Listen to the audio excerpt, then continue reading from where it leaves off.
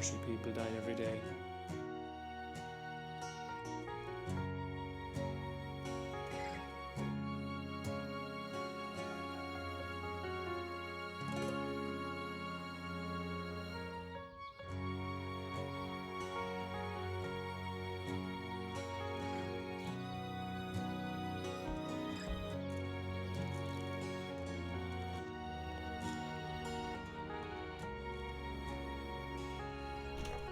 Undertakers are very much a valued part of society. Every town needs one. Every parish needs one. Everywhere needs one. In every walk of life, no matter what creed, where you are, what you do, when it comes to the end, an undertaker is needed. My name is Rory Healy. I am proud to be a third generation funeral director. For undertaking, it's the caring and the laying to rest of the deceased.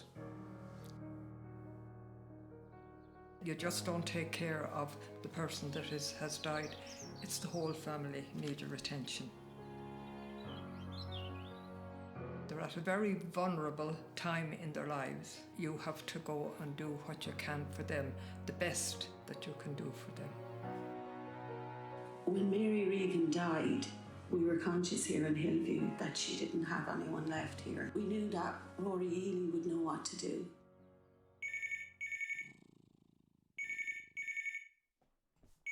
I was worried. I had known Mary. I had met her several times. She was greatly cared for in Hillview. She had no next of kin in town.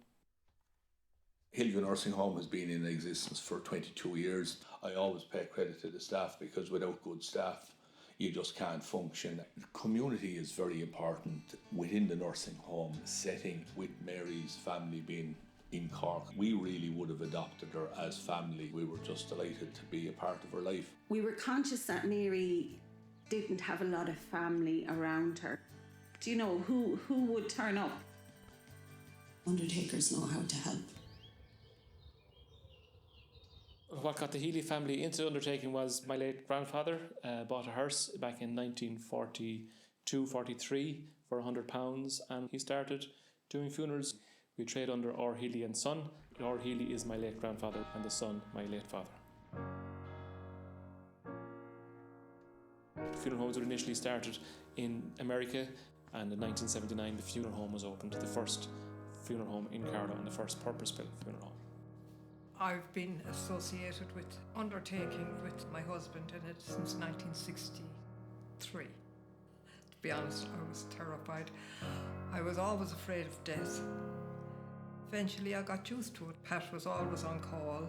We'd be going out in the car maybe on a Sunday evening, bringing them to the seaside or something. Phone would ring, Pat would have to come back in. I'd be left on my own with 6 children. I can't remember when Rory took over. He was in it with Conor.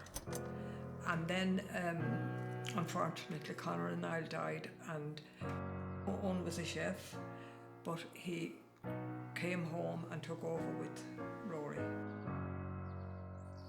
When I see the lads, I do say it's a reflection on Grandad and Pat. I am so proud of the two. It reflects in what they do when they go out on a funeral.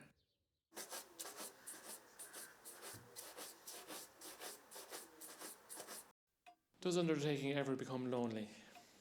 At times it would, but I never mind. People need me and I go to them.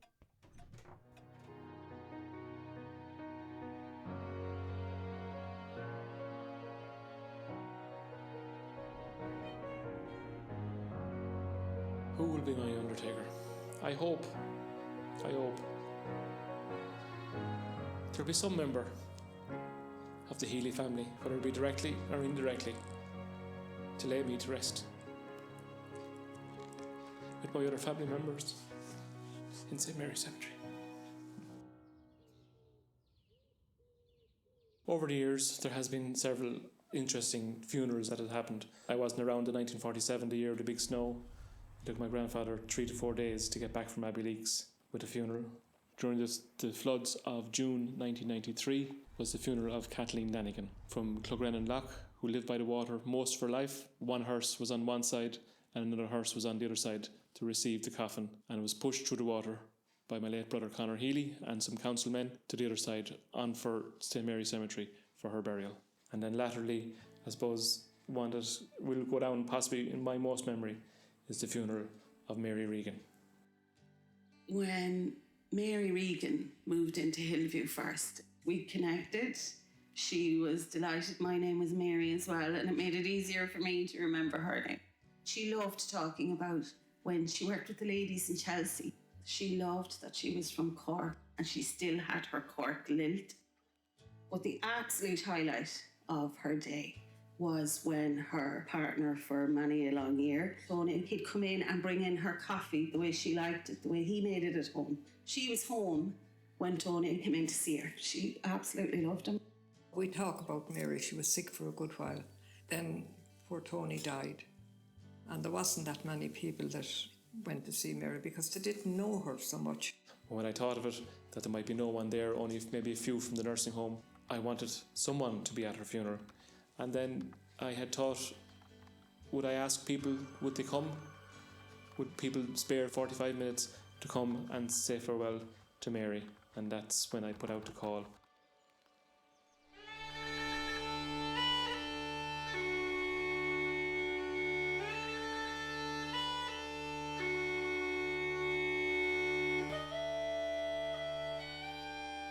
To me it mattered. I wanted her to be sent off from Carlow by Carlow people, by someone saying farewell to her. I wanted people to say goodbye to Mary, even though they didn't know her. Let's not send Mary off from Carlow alone. That's the plea from a local undertaker as he prepares for the funeral of Mary Regan, which gets underway at 9:30 this morning at Ascot Church. If people had a spare few minutes this morning to attend the funeral of the late Mary Regan, it'd be lovely if the people of Carlow could come out this morning and say farewell to Mary before she returns to West Cork for burial. I thought it was really sad that somebody would leave a town that they gave so much to alone. I thought that'd be nice if the community gave something back by attending. I used to go to funerals a lot, and I think it's very comforting for the family and for the people attending.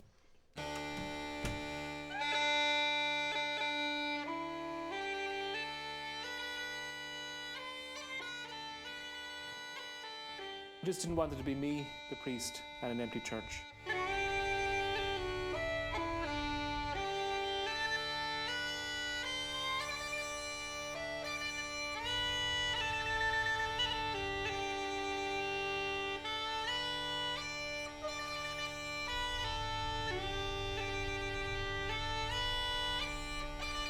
When the crowd had come, I had realised that the post I had written the night before reached out to people, and the people answered. I was delighted to see Carlow turned out. I was amazed. It was overwhelming, really. People didn't know this lady, but they didn't want her to be lonely on her way when she was transitioning over. They could leave down their own sorrows, their own grief, and be there for someone else, and to watch and to look around and see all this. You know, it was a collective, hug like.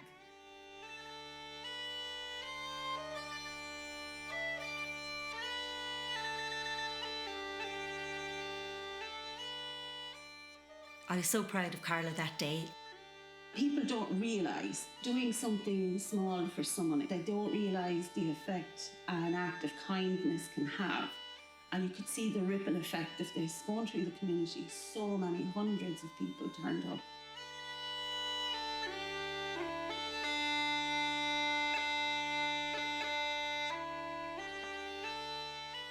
When I walked into Ascot Church,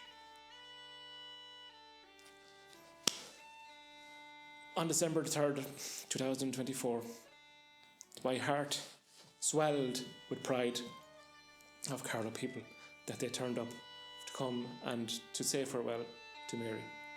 That feeling will never leave me.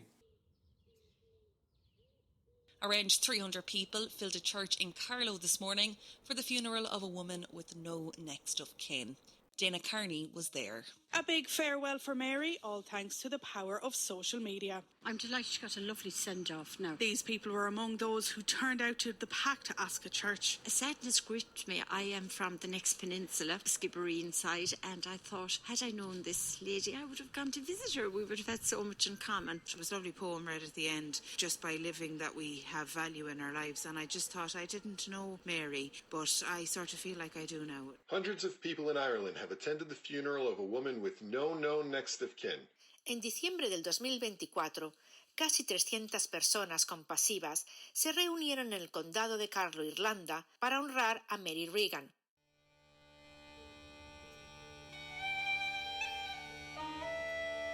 I've never seen Carlow come out the way they did that morning to say farewell to Mary Regan. Hundreds of people turned up to be able to send Mary on her way with that love from the people of Carlow. It was absolutely magnificent. I think it's the least we can do as individuals to comfort those that are in grief. I think it comes very naturally to Irish people. We're more comfortable with death than a lot of countries in the world. Irish people have a good understanding, and I think we do funerals better. We like to give comfort, and we're not uncomfortable with death. Grief can be a lonely place.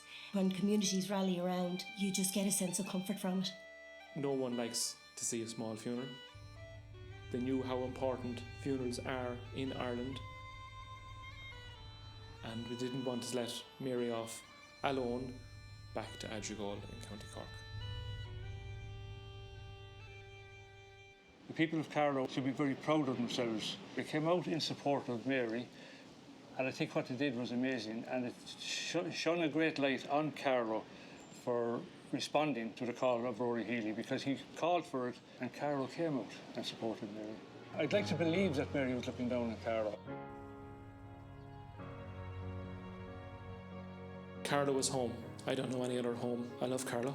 I love the people of it. The people of Carlow have been good to me, have been good to my family, down through 3 generations. You know, I got another phone call today from someone who saw the newspaper articles about Mary Regan. Well, I'm not surprised. Tony would have loved it too. He would have had his cravat and his dicky bow on, and everything would have been looking He would have been pristine. Yes. He would have been so proud of his Carlow, and Tony loved his Carlow. Tony loved his Carlow, he did, yeah. And Carlow were very kind to Mary. And what they were. Thank be to God that they all sent her off in the manner that they did.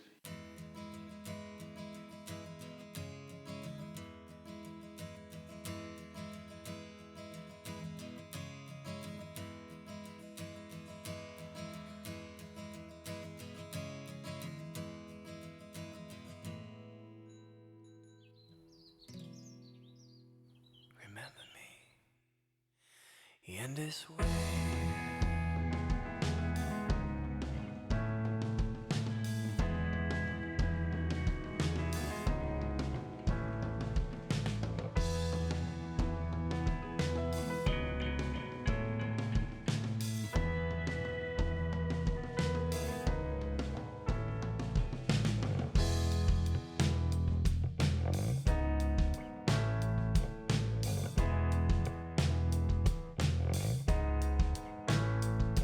he left him a memory, a ghost behind an old door. Pray for me, remember me in this way. Pray for me, remember me in this way.